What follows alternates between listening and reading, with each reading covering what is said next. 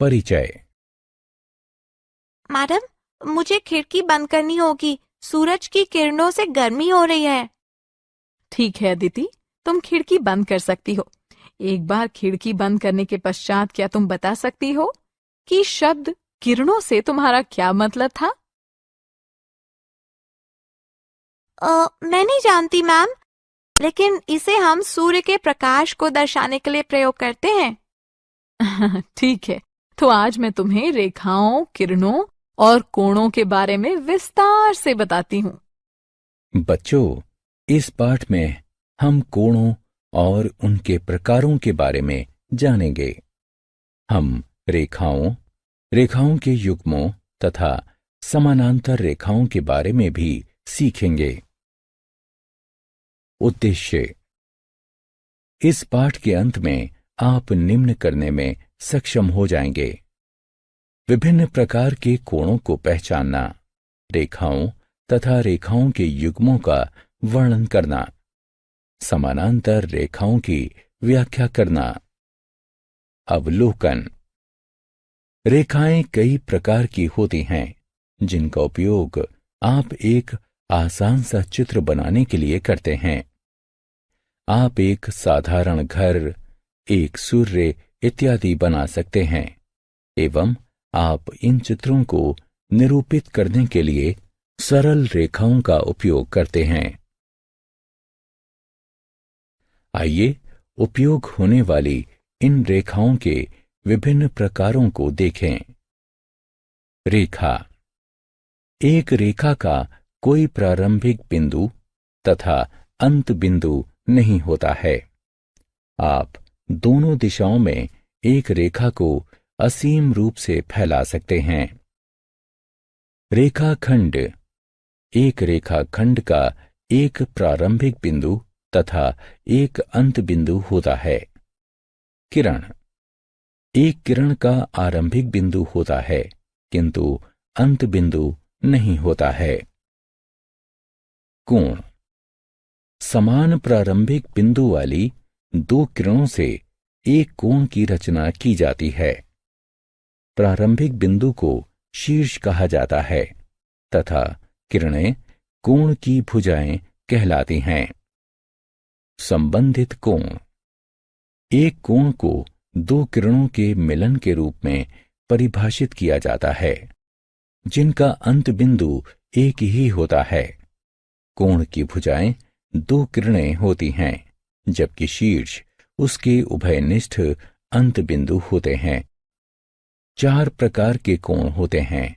वे इस प्रकार हैं: पूरक कोण, संपूरक कोण, आसन्न कोण तथा ऊर्ध्वाधर कोण।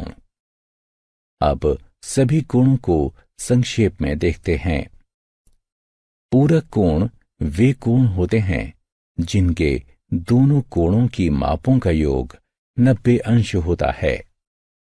संपूरक कोण वे कोण होते हैं जिनके दो कोणों की मापों का योग 180 अंश होता है। आसन्न कोण वे कोण होते हैं जिनका एक उभयनिष्ठ शीर्ष होता है तथा एक उभयनिष्ठ भुजा होती है, किंतु कोई अंत बिंदु उभयनिष्ठ नहीं होता है। जिनकी भुजाएं उभयनिष्ठ नहीं होती हैं, ऐसी भुजाओं के रूप में किरणों वाले आसन्न कोणों का युग्म एक रैखिक युग्म कहलाता है। ऊर्ध्वाधर कोण वे कोण होते हैं जिसके दोनों कोणों का एक शीर्ष उभयनिष्ठ होता है तथा जिसकी भुजाएं दो रेखाओं का निर्माण करती हैं। प्रतिच्छेदी रेखाएं। दो रेखाएं अलग अलग तरीकों से एक दूसरे से जुड़ी हुई होती हैं। आइए प्रत्येक तरीके को अलग अलग देखते हैं। प्रतिच्छेदी रेखाएं वे रेखाएं होती हैं जिनका केवल एक और केवल एक ही बिंदु उभयनिष्ठ होता है। ये उभयनिष्ठ बिंदु प्रतिच्छेदन बिंदु कहलाता है। त्रियकछेदी रेखा। एक त्रियकछेदी रेखा वो रेखा होती है जो दो रेखाओं को भिन्न बिंदुओं पर प्रतिच्छेदित करती है। अधिकांशतः एक त्रियकछेदी रेखा से कई कोणों की रचना की जाती है। त्रियकछेदी रेखा द्वारा निर्मित कोण। त्रियकछेदी रेखा से 7 प्रकार के कोणों की रचना की जाती है। वे इस प्रकार हैं: संगत कोण, अंतःकोण, बाह्य कोण, एकांतर अंतःकोण। क्रमगत अंतःकोण, एकांतर बाह्य कोण और क्रमगत बाह्य कोण। उपरोक्त कोणों के बारे में विस्तार से जानने के लिए उन पर क्लिक करें। समानांतर रेखाओं की त्रियकछेदी रेखा। जब दो समानांतर रेखाओं को एक त्रियकछेदी रेखा के द्वारा काटा जाता है, तब आप पाएंगे कि संगत कोण बराबर होते हैं। एकांतर अंतःकोण का प्रत्येक युग्म समान होता है और अंतःकोणों का युग्म संपूरक होता है। समानांतर रेखा। दो रेखाएं समानांतर होती हैं यदि वे सदैव समान दूरी पर स्थित हों एवं आपस में कभी नहीं मिलती हों। आप त्रियकछेदी रेखा द्वारा काटकर भी इसकी जांच कर सकते हैं कि रेखाएं समानांतर हैं अथवा नहीं।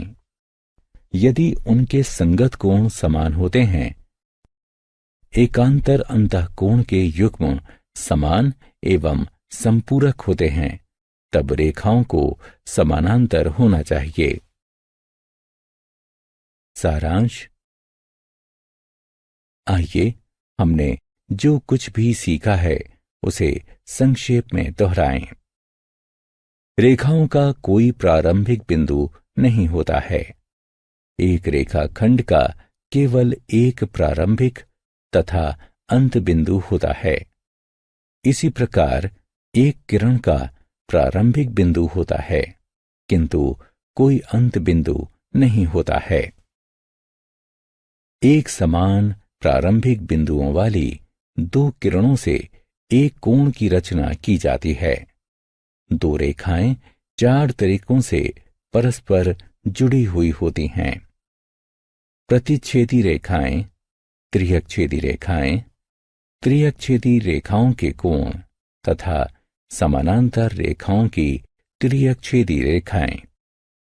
यदि संगत कोणों की मापें तथा एकांतर अंतःकोणों के युग्म समान होते हैं, तब रेखाएं समानांतर होनी चाहिए।